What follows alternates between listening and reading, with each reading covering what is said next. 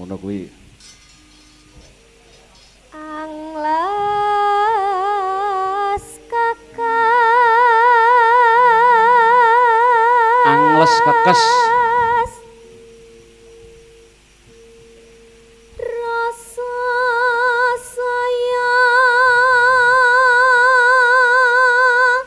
sepi.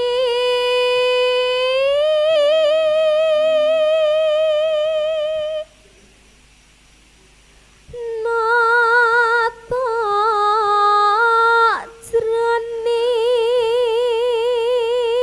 jroning batas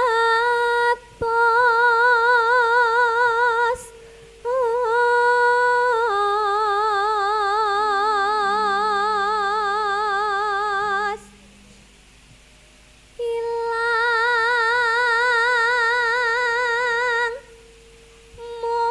musna papas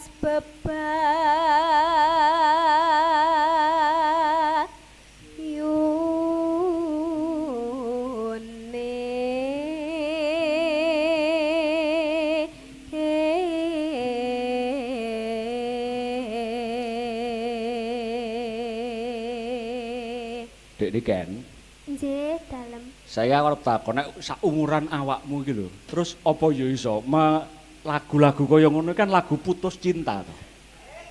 Iya to? Oh niki lagu putus cinta. Ya gak upama ngono-ngono kuwi kan apa wis iso ngrasakne jatuh cinta terus rasane ditinggal wong ki rasane sakite kaya apa ngono rasane piye? Rasa sakit gigi. Nah, iya. Ya monggo terus. Kaya mupus jroning urip. Aku ora mbok celuk-celuk terus aku sedang rene. Nyelak-nyeluk ae sedang rene. Kumandang lam-lami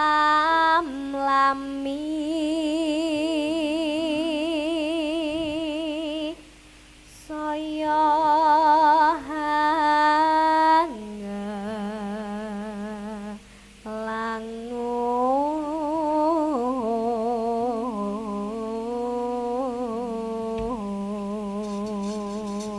langut. Iki pripun Mas Gareng, Mas? Dibablasne apa? Sing nyemek-nyemek kanggo pembukaan. Anglangut. Nah, saya suwe engko saya grengseng bareng ngelangut langsung grengseng. Grengseng ngerti gak? Mboten. Nek gereng kuwi mesti seng. Gereng niku mboten montor to, greng ngoten. Lah kuwi bedane nek motor Pripun? kuwi karo ati kuwi grengsenge beda. Oh, Motor kuwi mergo di starter mak greng ngono. oh lek ati. Nek ati kuwi justru malah nek ditinggal kuwi malah greng. Gereng. Gereng niku pripun ta? Maksudnya? Aduh, nembang-nembang wae. Ayo bacute. Ah jenengan Ya. lucu. Lucu banget aku iki. Ya. Niki ju nemeng napa? Oh iya jumeneng no. Pemirsa di rumah ya pengen ngerti ayumu kaya apa ya to. Nggih. Oh, ya sing ngene iki aku sak umuranku iki karo kowe ya iso nggur nyawang tok. Kacekku karo kowe iki adoh banget. Lah nggih. Nggih. Lah, Kowe pomo rada umur selawenan ngono kira-kira aku ya masuk kok. Lah umpami jenengan ngrantos kula purun napa mboten? Lah saiki kowe aku ngenteni awakmu. Kowe penak maju saya gedhe lah kuwi saya tuwek. Serak iso ngalor no aku lah iya. Ngalor niku pripun maksudnya? Ngalor kuwi mlaku melawan kidul, kuwi ngalor. Ngono ora? Ngono lho. Nek ngulon kuwi hobine sing girong siji brewoke dicukur ya. Wis tak gekne wayange barang kok malah dicukur. Dadi nambah-nambah pakliran ora gayeng. Gatel. Ayo monggo Dek Niken apa ngaturne anglangut. Anglangut. Oke, yuk. Sumunar liringin netra jumeneng. Rasane tumratap ati tataline rasa tresna bisa sumambung dadi sawiji sayang raroci jantung aduh ning ati wis nyawiji bisa dadi jatuh krami moga tinapeno yang aku wis pinasti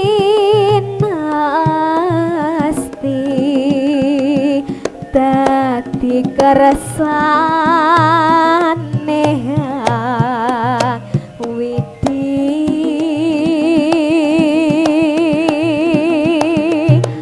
umpama kembang melati mawur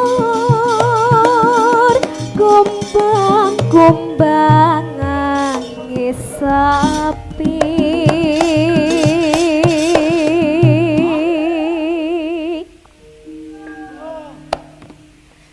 kari suara mongalangut aduh sumusupe samubari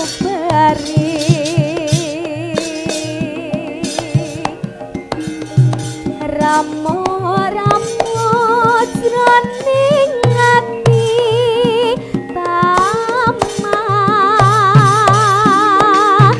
mulan doro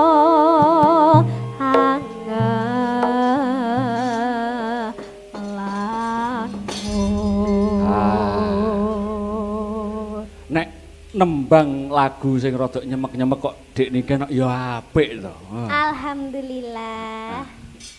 Sae nggih Mas nggih. Aku ki seneng lho nek angger wong iso nembang lagu nyemek-nyemek. Kowe ngerti apa ora? Syaraté aku kok gak ndang rabi-rabi ki ngopo? Syaraté dadi bojoku kuwi kudu iso nembang lagu kalem-kalem. Oh, ngoten Nah, Mas. mongko sak Astabrata kuwi sing iso nembang lagu kalem-kalem kuwi mung ibuke Sinta kae. Ono ya arep tak rabi. Ya ora ta. Kula tak memperdalam lagu kalem-kalem mawon. Tujuanmu apa? Nggih. Nggih tujuanku nggih ben disenengi jenengan to. Ben kabeh nggih remen, tapi kula nggih remen kok saestu kali lagu kalem-kalem. Piye nek awake dhewe remenan tapi gak usah rabi. Oh ya angel lho ya. Oh nggih niki memperingati napa Mas? Iki memperingati hari kemerdekaan. Ora. Pemuda pelopor nggih Mas. Nggih, niki Pemuda nganu, pelopor. kanca-kanca pemuda pelopor sak Indonesia, Dik Niken, ya toh. Nggih. Semua tergabung dalam Forum Pemuda Pelopor Nasional 2021. Oh nggih. Kabeh ning kene pesertane ana 50, nah 50-an lah ya. 50-an. Lah itu urunan. Ya toh, urunan nanggap wayang virtual. Semoga ini acara ini dapat berlanjut. Amin. Sukben ya iki nggo nganu pembukaan sik ben dier lah sukben bakale terus. Alhamdulillah amin. Ada yang disampaikan Dik Niken ini adalah salah satu bibit pemuda ya toh. Walaupun belum pemuda jenengan ya toh. Masih kategori apa sampean ini? Anak-anak. Tapi kan balita kula. Bodi kamu itu sudah pemuda sekali. Kula tasik balita saestu. Nek kowe balita aku gelem gendong aku. Ora ya. Nah, diucapkan apa karo netizen dan kanca-kanca pemuda pelopor nasional. Nggih, jadilah pelopor pemuda nasional jadilah pemuda pelopor. Pelopor jadilah pemuda. yang patut ditiru, berbakat, kreatif, dan bisa ilmu yang pokoknya positif gitu. Dan terus bisa dicontoh untuk pemuda-pemuda yang sekarang. Siap, matur nuwun Dik Niken. Iso lenggah sik. Oh, sampun toh? Nanti lagi. Oh, mari lenggah tak kinten lek mantuk. Oh, yo nganggo leren sik, ya toh? Oh, leren riyen. Leren sik, udut-udut sik, terus engko lagi. Nah, ya toh. Yo, piye, Truk? Diwaca iki anune, komen-komene. Nah, iki akeh sing menyapa. Wiwit saka Bengkulu hadir. Terus Maluku hadir, Lampung hadir, Sumsel hadir. Wah, berarti kabeh nonton iki. Ben ketok nek urunan. Ya, iki wah, keren banget. Ya, terima kasih. Terus ada dari Nganjuk ya Mas Dimas, pemuda pelopor dari Bareng. Sawan, ya, matur nuwun. Wah, iki akeh. Lombok NTB hadir. Wis kabeh. Sakjane acara rutin ngene iki ora kudu virtual. Saiki iki wis level 2, ngerti ora, Truk? Level 2 iki piye, Gong? Lah, level 2 iki sakjane ya wis oleh wayangan ning jaba ning dengan prokes. Ya mulane dikulinakne.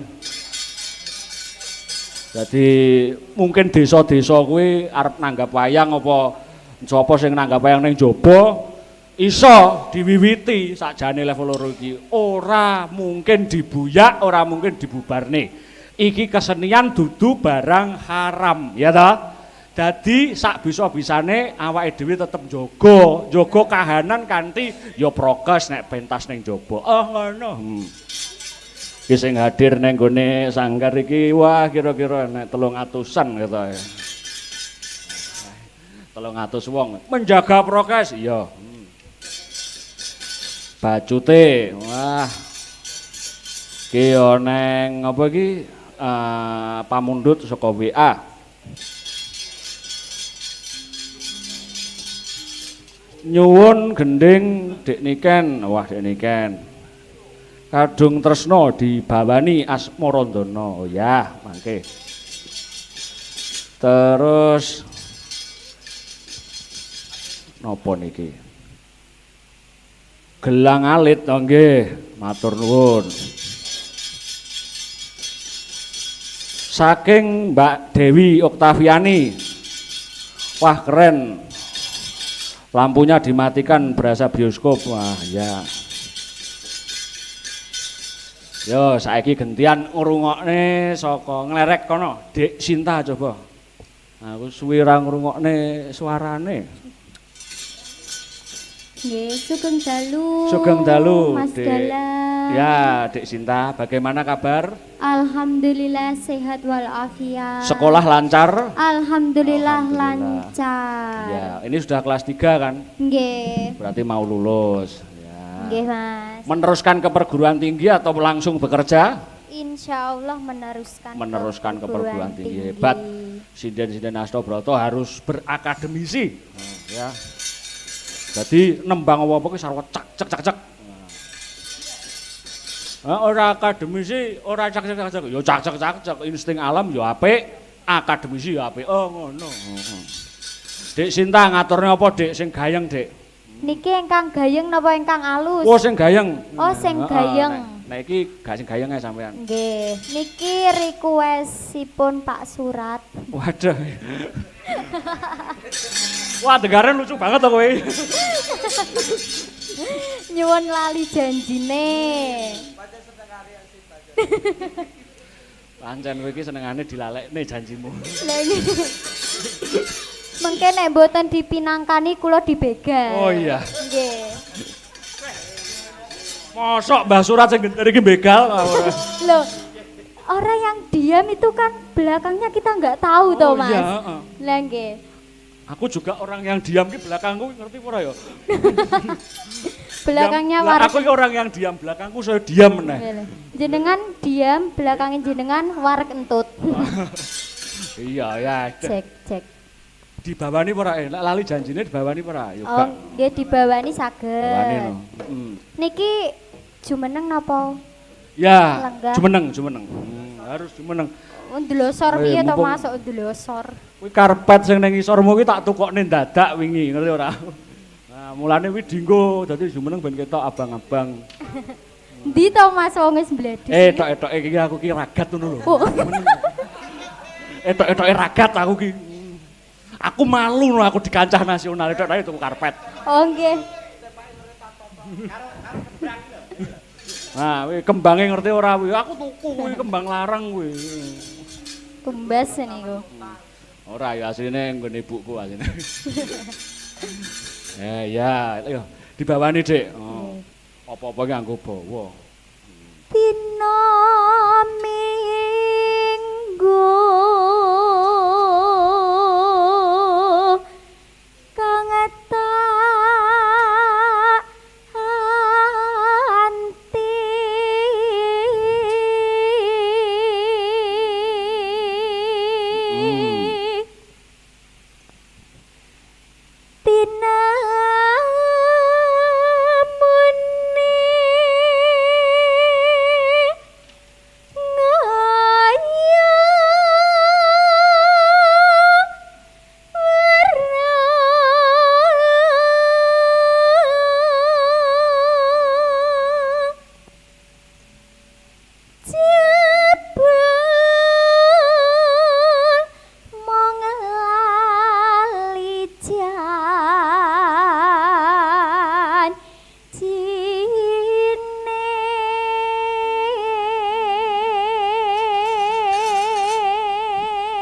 tak gagas-gagas Astobrata iki saya suwe saya wani karo aku.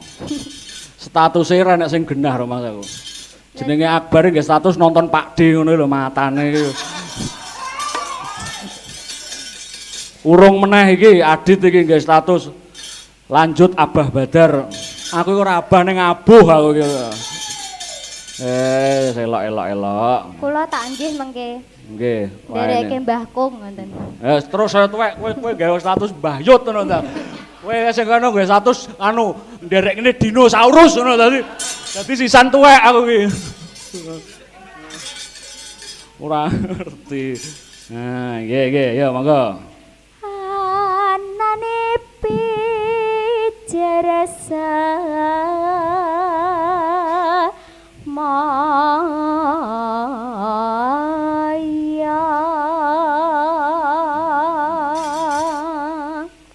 Menghayati tenan nyanyinya. Karena pernah tersakiti. Au.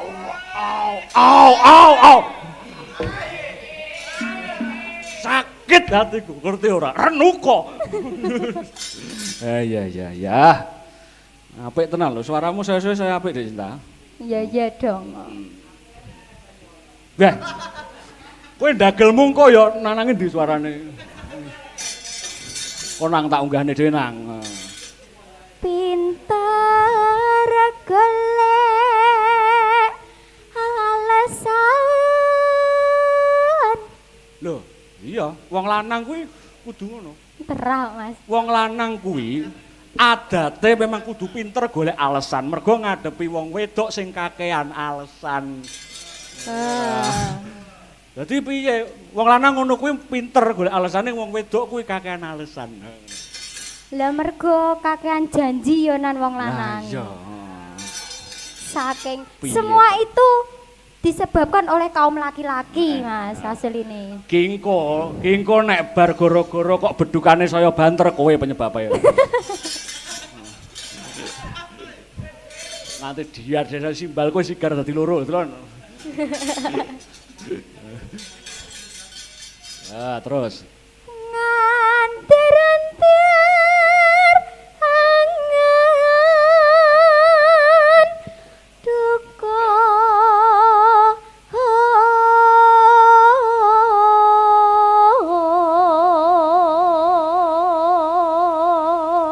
Iki enek neh saya lucu neh iki tenan. WA aku iki saya iki, wah aku iki ora perlu dolan kok urip kuwi ndeloki WA ngene iki lucu.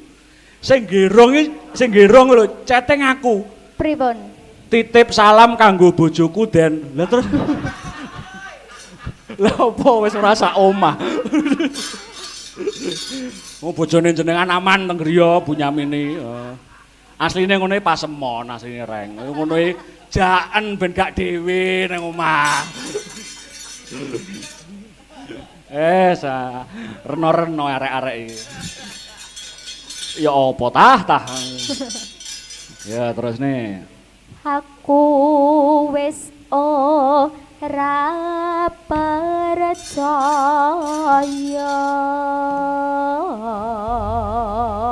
Sok ben wi ya toh. Dik Sinta, sok ben nek sok ben nek awakmu lagi enek anu karo pacarmu kae.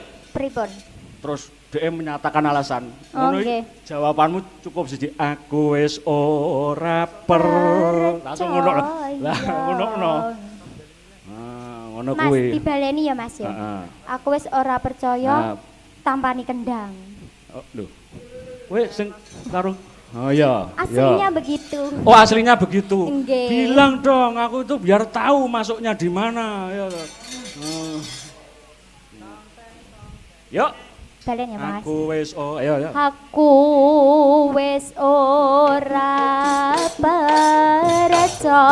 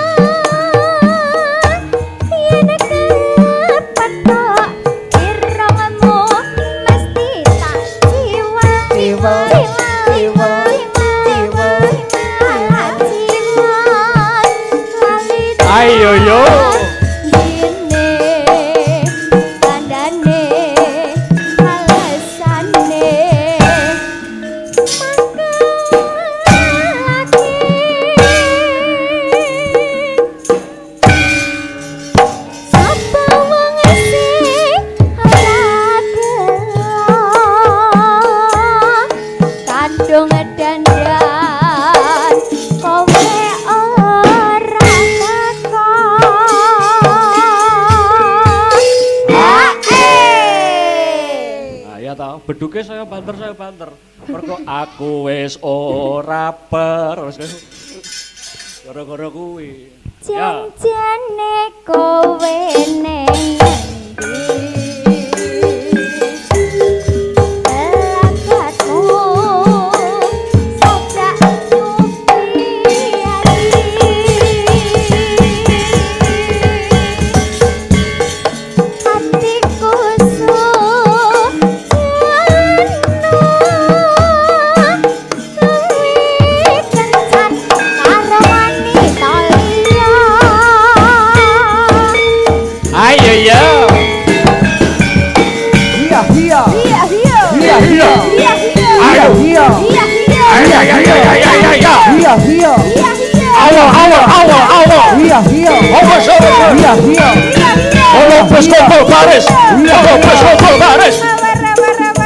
Bajing loncat.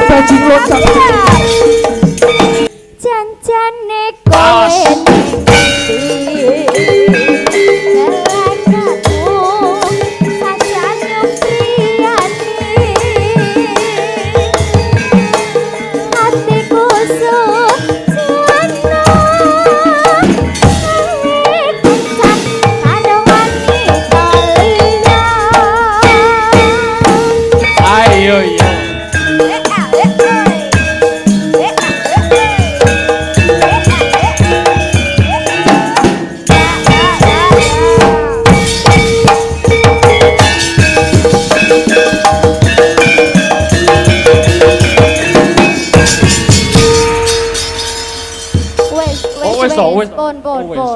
Mau Matur bablasan aku. nuwun. Nah, ngono sing giyak-giyak. Wah, iki yen iso dipirsani saka dalem. Astabrata iki personile ya pemuda kabeh. Wiwit saka sindene nganti sing nabuh, nganti sing nyuting. Nganti sing ngeson. Kuwi pemuda kuwi, pemuda. Sing ngeson kuwi pemuda, biyen. Saiki ya mbuh. Muga-muga karenaning penggalih atine kanca-kanca kabeh ing Forum Pemuda Pelopor Nasional 2021. Ya. Ya ta. Salam muga Den Bagus kagem Mas Barok. Kok Mas Barok? Aja kudungan sarung. Pak Barok iki memang lagi menguasai, lagi pengen carane nonton wayang sing mati piye, kudungan sarung. Nek jaman sadurunge corona kae biyene angger nonton wayang mesti kudungan sarung. Lah gandeng Pak Barok iki ora tau nonton wayang. Ya terus akhirnya kudungan sarung ngono iki wis sinau sok ben menghadapi setelah corona. Iya, heeh. Iki ada lagi. Oh ya, ada lagi. Nyuwun, iki. Nduk, nikan lagi lagu Kadung Tresno dibawani Asmarandono. Iso ora? Asmarandonone Semarangan ngono iso ora? Pomo Semarangan. Bis sumber kencana kae iki nek wis mlaku Semarangan. Kuwi dadi favorite wong akeh, ngerti ora? Kuwi bis. Jumeneng neh. Semarangan Senindas. Ya. Nah. Saniki niki, Mas. Hah? Saniki nggih. Ya, sok tahun 2022. Amin, muga-muga nanggapne ngono lho. Oh iya. Pasti bertemu lagi di penghujung tahun nih Mas. Ketoke dhewe bertemu lagi. Ketoke. Mas, ketinggalan ndek winganane jenengan juara nggih lomba niku nggih. Hah? Di mana? Juara 2 ta?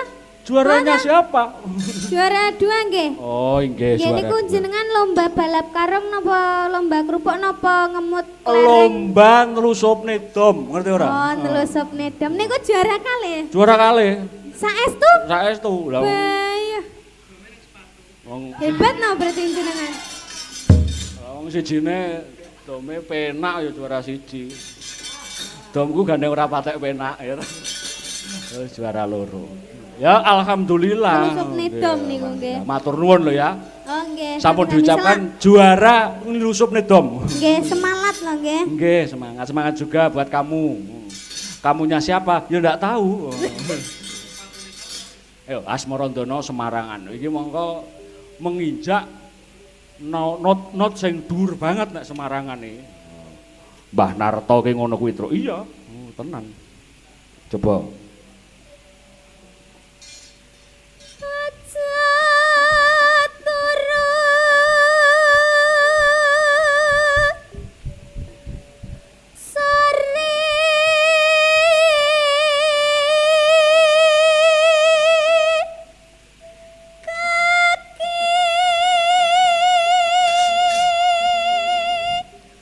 Uga katur kanggo Ibu Cynthia Jessy nduk sing nyuwun iki. Oh, ngaten nggih, Tante Jessy saking Hong Kong. Nah, uga katur uga kagem Ibu Rosa Larang. Oh, nggih. Ibu Francisca Anita. Nggih. Matur nuwun sampun memantau YouTube Asta Brata Media. Lanjut.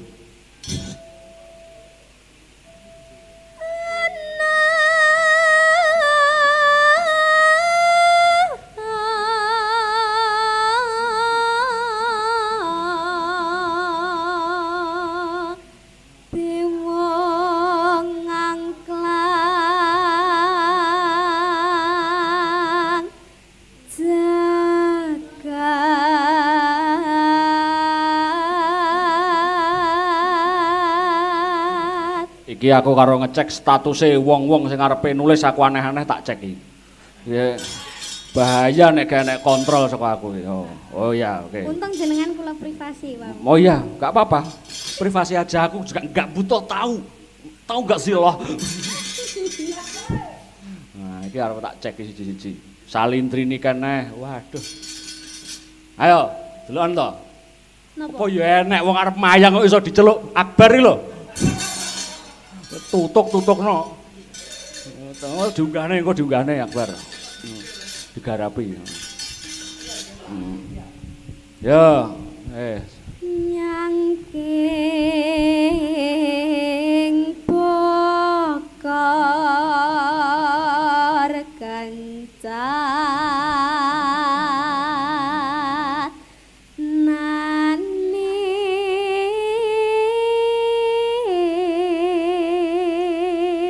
iya.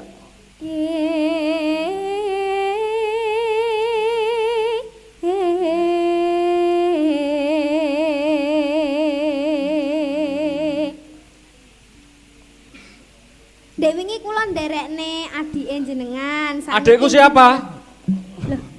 Lah Den Muakbar niku napa mboten adike jenengan lho? Mbok derekne ning ndi? Lah teng mriki to. Mosok nang kene?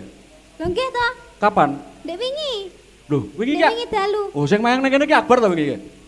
Oh, senes Pak Kolil.